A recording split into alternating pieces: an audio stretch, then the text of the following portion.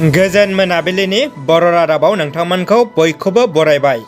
आसा खालामो नोंथांमोना गासिबो गाहामै दङ। नोंथांमोननि थाखाय गोदान खौरां। अन्नानै भिडिअखौ जोबजासे नायलांनो गुरै खावलायबाय। बिदिब्ला फैदो लोगोफोर दिनैनि गाहाय रादाबाव। गिबि खौराङाव दङ आसामनि मोनबा बियाबनि उफ्रा बिसायख'थिनि भट होनाया दिनै फुंबिलिनिफ्राय जागायो। बिटिआरनि मोननै बियाब 28 नं गसाइगाव आरो 52 नं तामुलपुर बियाबाव भट होनाया जोबनानै थांबाय। 52 नं तामुलपुर बिधानसभा बियाबनि बिजेपि एजिपिनिफ्राय मदद मोननाय इउपिपिएल दोलोनि बिजाथि जलेन दैमारिया गावनि जोनोम गामि आरो गाव फरायनाय फाख्रिबारि गुदि फरायसालियावनो गावनि भटखौ होबाय। सुवागपुर औबारि गुदि फरायसालियाव 198 ए भट मिरुआव बिपिएफ दोलोनि मदद होनाय उदां बिजाथि गणेश कछारिया गावनि सिनायथि हेलिकप्टारनि नेरसोनाव अनजालि बिजिजों लोगोसेनो भट होयो। गुबुन फारसे 28 नं गसाइगाव बियाबाव इउपिपिएल जथाय दोलोनि बिजाथि जिरन बसुमतारियाबो गावनि बेसेन गोसा भटखौ होयो आरो बिपिएफ दोलोनि बिजाथि ध्रुब कुमार ब्रह्म नार्जारियाबो गावनि भटखौ होयो। दुखुनि खौरां, सासे गोरबोआव थानाय आइजोआ लामायावनो गथ' जोनोम होनांबाय। उफ्रा बिसायख'थिनि थाखाय गसाइगाव आरएनबि सिभिल देहा फाहामसालिया दरखं बन्द, जायनि थाखाय बेबायदि दुखुनांथाव जाथाया सोमजियो। जेब्ला देहा फाहामसालियाव आइजोखौ थिसननो लाबोनाय समाव गसाइगाव आरएनबि सिभिल देहा फाहामसालिनि दरखंआ बन्दनि थाखाय लामायावनो गथ' जोनोम होनो गोनां जादों। बे जाथायखौ लानानै गसाइगाव ओनसोलनि थागिबि सुबुंफोरा गोख्रों रावजों सोंखारिदों। आइजोनि फिसाया गावनि बिसिजों बेफोरबायदि दुखुनांथाव जाथाय जानायखौ लानानै जोबोद दुखु मोननाय फोरमायदों। लोगोसे बिथाङा खुंथाय गोहोआव थानाय बिटिआरनि गाहाय आरो बिटिआरनि सावस्रि बिफाननि मावफुंगिरि सोद्रोमा अरुप कुमार दे आरो गसाइगावनि एसडिअ बिथांमोनखौ गोख्रों रावजों सोंखारियो। इयुनाव बिथाङा गावनि जोनोम जानाय गथ'आ जुदि माबाफोर जेंना जायोब्ला खुंथाय गोहोआव थानाय सोरखार आरो बिसायख'थि आय'गा बिनि दाय जागोन होन्नाबो गोख्रों रावजों बुंथियो।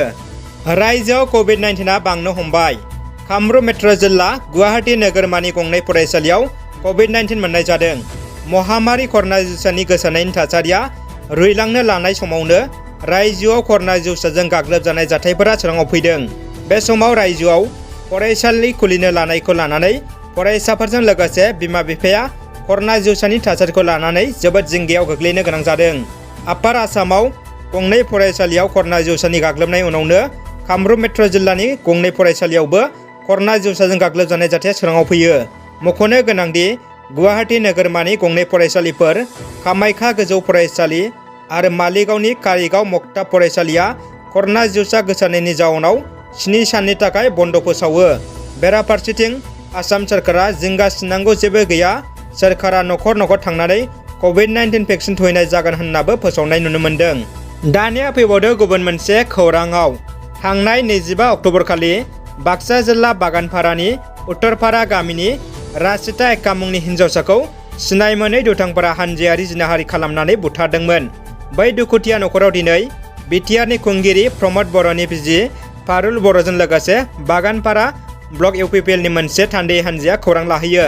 खौरां लाहैना पारुल बर'आ बुङो, बिनि सायाव पुलिसा संदानगासिनो, थाबैनो दुथांफोरखौ हमगोन। जाथाया खालि बागानपारायावल' जायाखै, गासै बिटिआर आसाम भारतआवनो जादों। बेफोरबायदि सुबुङा खर' गाज्रि, फाग्ला, सुबुंस्रि गैयै होनना गोख्रों रावजों सोंखारियो। आसाम आयेन आफादनि बुंथिगिरि बिस्वजित दैमारियाबो गावनि बेसेन गोसा भटखौ आसाम बाइ इलेक्सन तामुलपुराव होबाय। बिथाङा बेसेन गोसा भटखौ होना ससियेल मिडियायाव बुंथियो, आं आंनि सुबुंखान्थिनि मावनां बिबानखौ मावफुंना गोजोननाय मोनबाय। बयखौबो गावबा गावनि बेसेन गोसा भटखौ होनो थाखाय ओंखारबोनो बिस्वजित दैमारिया खावलायो। बिटिआर सोरखारा खुन्दुं कम्बलनि राजखान्थिखौ एंगारबाय, बुंदों बिटिआरनि चिफ प्रमद बर'आ।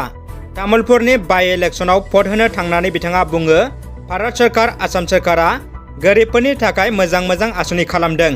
खालि जों बेखौ रायजोआव मोगथाङाव मावफुंनो खामानि मावनांगौ होनना बुङो। आरोबाव बिथां चिफआ ओरै बुङो, जों राजखान्थि खालामा, जौगानायनि थाखायसो राजखान्थि खालामो। रायजो राजाफ्रा जोंनो फोथायनाय होदों, थाबैनो जोङो गोख्रों जौगानायनि खामानि मावनो बिटिआर सोरखारा थांखि लानाय बाथ्राखौ फोरमायो प्रमद बर'आ। जोबथा खौराङाव दङ बिटिआरनि गोहोखौ गोमानायनि अजद होदों बारग' लकसभानि एमपि सानसुमा खुंगुर बैसुमुतियारिया। बिथाङा बुंबावदों, बिटिसिनि गोहोआ जोबोद मोजांमोन। 40 सिटनि 30 सिटआ एसटिनि थाखाय थिखानाय खथामोन। बिटिआर दफानि बायदियै मावफुं जायोब्ला 60 मासनि 5 मासियाल' एसटि सिट जागोन होनना गोख्रों अजद होयो। बर'नि राजखान्थि गोहोआ गुबुननि आखायाव थांगोन होनना लक सभानि बारग' एमपिआ गोख्रों बुंथियो। बिटिआर रेकर्डनि गेजेरजों फिउचाराव बर' हारिया गिथाव जाहैगोन होननानैबो बुङो। बिथाङा आरोबाव बुंबावो बड'लेण्ड मोननो गोनाङा बिटिआर रेकर्डजों फैमाल जाबाय होननानै। रादाबा एसेनोसै लोगोफोर। अननानै भिडिअखौ लाइक कमेन्ट शेयार खालाम आरो चेनेलाव गोदानै फैदोंब्ला साबस्क्राइब खालामनो गुरै खावलायबाय। उननि समाव फैनो गोनां गासै भिडिअखौ मोननो थाखाय गोजोन्थों।